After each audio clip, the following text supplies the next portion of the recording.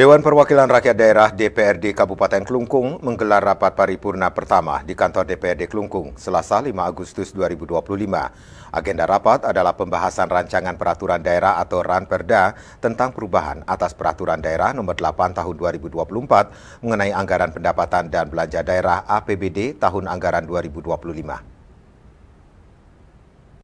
Bupati Klungkung Imade Satrio mengatakan kebijakan umum perubahan APBD tahun anggaran 2025 dan prioritas dan plafon anggaran sementara perubahan APBD tahun anggaran 2025 menjadi dasar dalam penyusunan rancangan peraturan daerah ini. Perkembangan yang tidak sesuai dengan asumsi KUA, terjadinya pergeseran anggaran antar organisasi, antar unit organisasi, antar program, antar kegiatan, dan antar jenis belanja, serta penggunaan sisa lebih perhitungan anggaran tahun sebelumnya telah disepakati dalam perubahan kebijakan umum, perubahan APBD dan prioritas dan plafon anggaran sementara, perubahan APBD tahun anggaran 2025. Terkait dengan pergeseran anggaran, dapat disampaikan bahwa selama pelaksanaan APBD tahun anggaran 2025, telah dilakukan perubahan atas Peraturan Bupati Nomor 28 Tahun 2024 tentang penjabaran APBD tahun anggaran 2025 sebanyak 1 kali. Dalam rancangan perubahan APBD tahun anggaran 2025, pendapatan daerah direncanakan meningkat dari semula 1,39 triliun lebih menjadi 1,51 triliun lebih atau naik sebesar 126 miliar lebih sekitar 9,05%. Sedangkan belanja daerah yang semula 1,56 triliun lebih dianggarkan naik menjadi 1,59 triliun lebih, meningkat sekitar 22 miliar atau 1,40%. Namun untuk sisi pembiayaan daerah terjadi penurunan signifikan. Penerimaan pembiayaan yang awalnya dianggarkan sebesar 186 miliar lebih, dalam perubahan ini menurun menjadi 82 miliar lebih, atau berkurang sekitar 104 miliar 55,81%.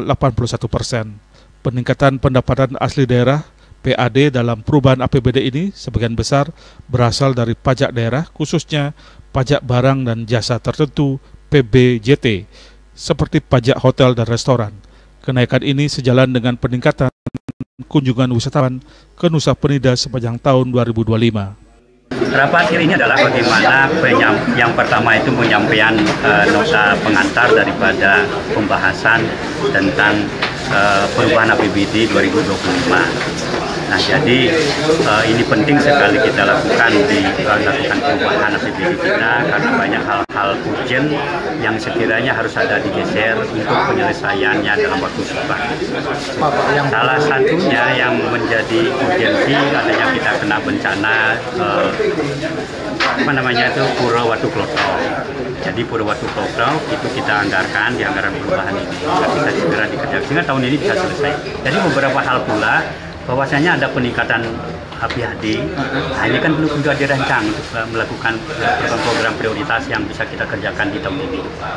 Nah, sehingga kalau kita tidak rancang itu dan kita tidak dituangkan di dalam APBD perubahan, maka kita tidak bisa gunakan. Salah satu yang kita lakukan adalah yang pertama itu kan kita sudah mulai melakukan penataan, baik itu akses jalan menuju destinasi, walaupun itu berupa penambalan pitching dan beberapa revitalisasi jalur aksesnya, kemudian penataan juga.